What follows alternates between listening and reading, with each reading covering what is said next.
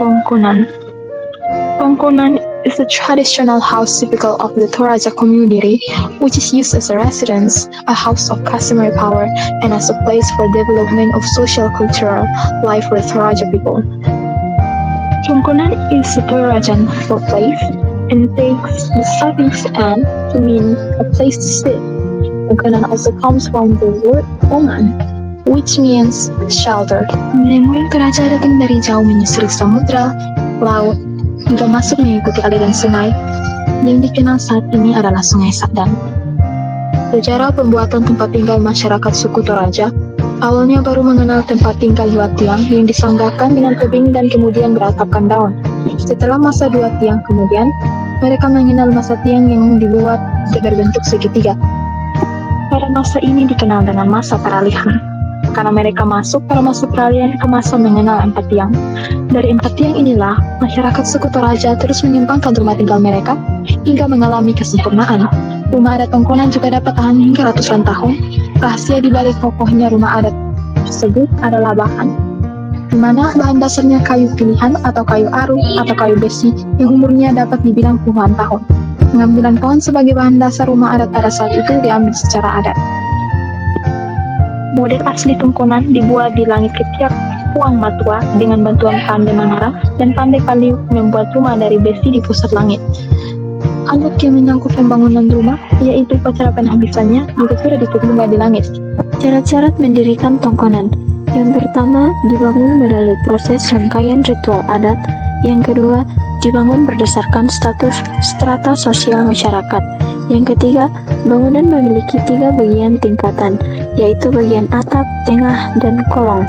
Yang keempat, bangunan memiliki ornamen ukiran. Yang kelima, bangunan memiliki 4 warna dasar, yaitu hitam, kuning, putih, dan merah. Yang keenam, posisi rumah dibangun menghadap utara. Yang ketujuh, pada arah depan rumah dibangun lombong. Discussion. Take unanimous decision from the family that will build a traditional house. Logging of wood. We have to choose where the wood falls, whether to north or east. Wood collection. The wood that has been taken is collected at the place where the traditional house will be built. Build a hut. This hut is specifically for wood that has been taken. This hut for protecting the wood from damage like rain or sun. Build the Tongkonan. Here, family will give some fund to craftsmen to buy some material for Tongkonan, and family will slaughter fish, pig or chicken for cook and give to the craftsmen. Release the workers. The key of Tongkonan will give from craftsmen to family. Part of Tongkonan room.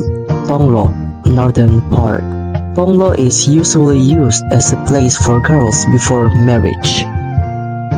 Stali, middle part. Stali is the main room, used as a place for family gatherings. This section is usually used for unmarried men's bed. In this section, there is also a fireplace, which is usually called dapo, which is used for cooking. This dapo is located in the eastern part, where its location is related to rituals. Sumbung, southern part. Sumbung is the family sleeping place, and also a place to store family valuables in a storage area usually called batupo. Tongkonan part. Ratiang Banua or Tongkonan roof.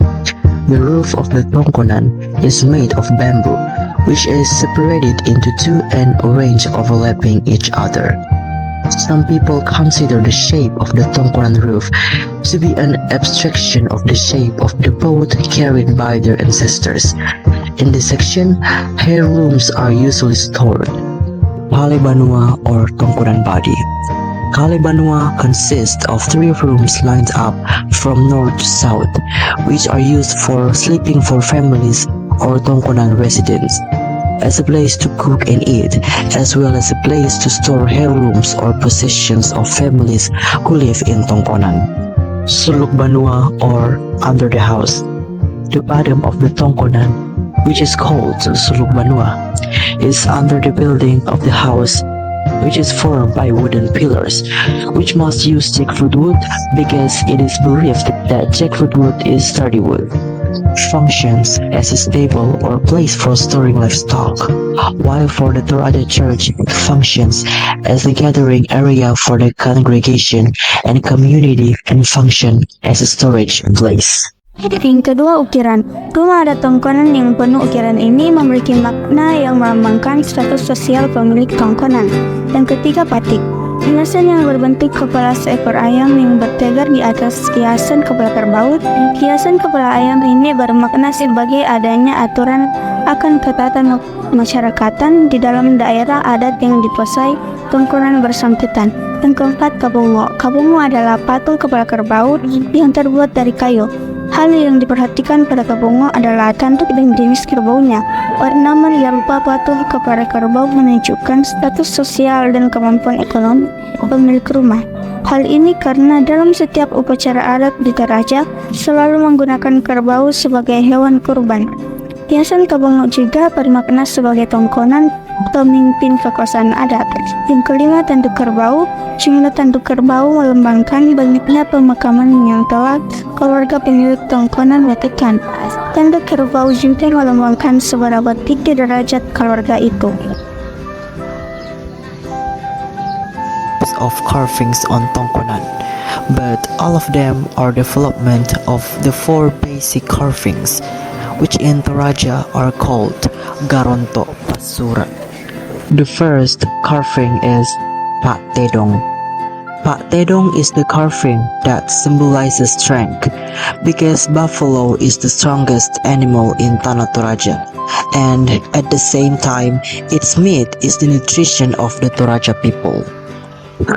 The second carving is Pak Bare Allah.